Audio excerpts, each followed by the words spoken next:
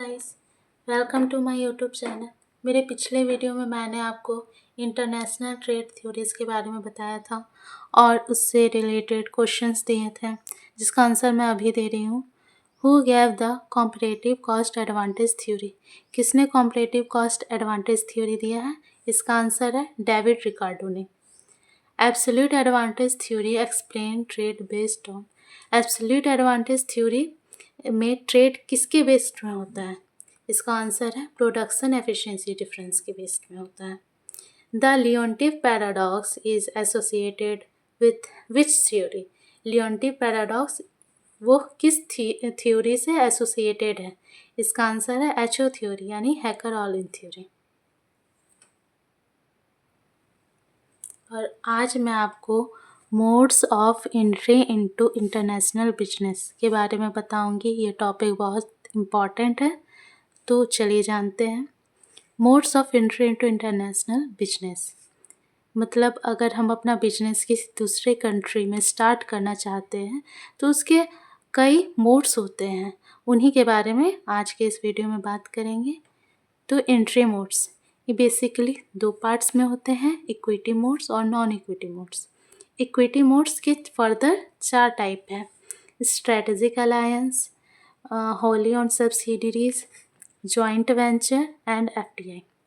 Non equity modes के 4 type हैं: export, licensing, franchising and turnkey project. पहले मैं नॉन इक्विटी मोड्स के बारे में बताऊंगी। फर्स्ट है export, business that sell their goods and services to customers in other countries.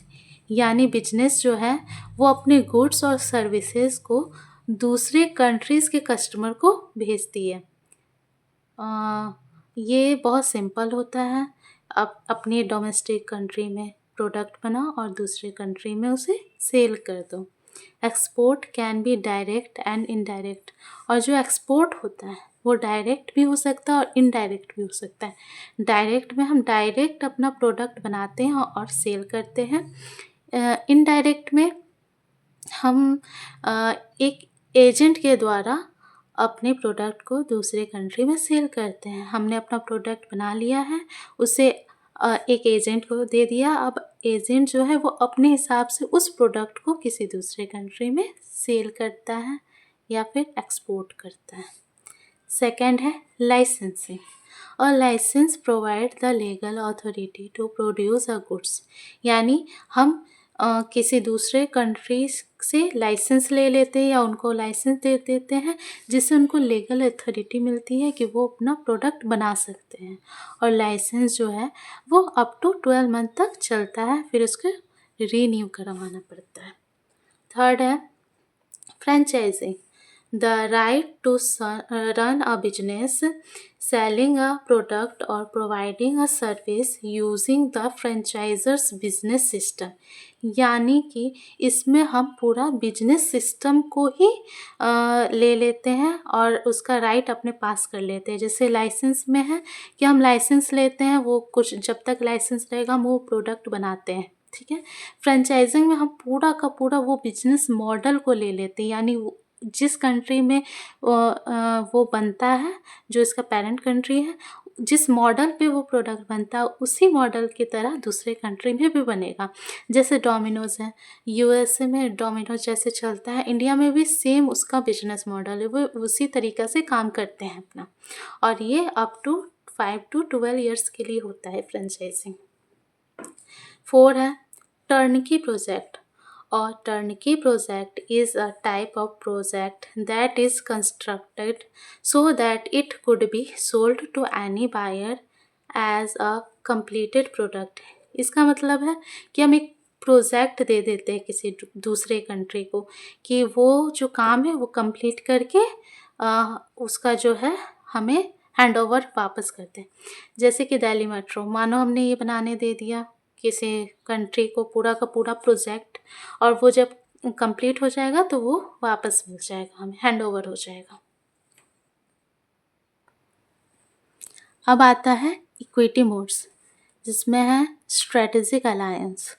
और strategic alliance is a business agreement in which two or more funds cooperate for their mutual benefit। यानी strategic alliance ऐसा होता है जिसमें दो country जो है, दो बिजनेस जो है मिलकर एक नई कंपनी के बनाते हैं और उसके लिए काम करते हैं, एक नई कंपनी को बनाते हैं और उसके लिए काम करते हैं।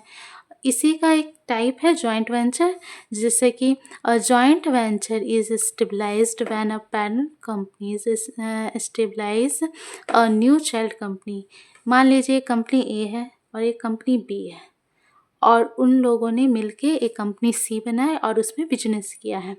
ठीक है, दो कंट्रीज मिलती है, दो बिजनेस मिलते हैं और एक नया बिजनेस करते हैं। 7th है wholly owned subsidiaries। A company fully owned यानी 100% shares by a single parent company. किसी पेरेंट कंपनी से एक कंपनी जो 100% यानी फुल कंट्रोल अपने आप पास ले लेती है और अपना बिजनेस करती है। 8 है FDI यानी foreign direct investment. Full control and transfer of technology, knowledge, skill and expertise.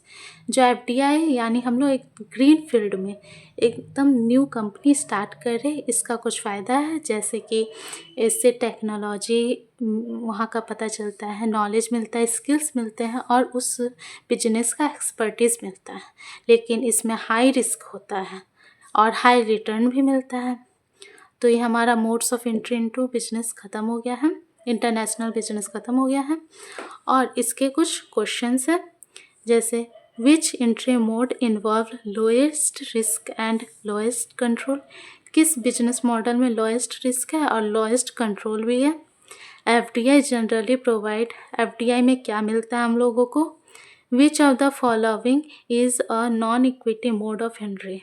इसमें से इसका मैंने ऑप्शन नहीं दिया है, चलिए मैं दे देती हूँ। जैसे कि ए नंबर है एक्सपोर्ट,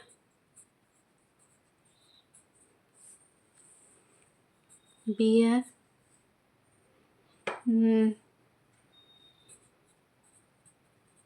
जॉइंट वेंचर। इसमें से आप बताइएगा कौन सा non equity mode of entry आता है। तो यहाँ पे मेरा ये टॉपिक ख़त्म होता है। मिलते हैं मेरे नेक्स्ट वीडियो में।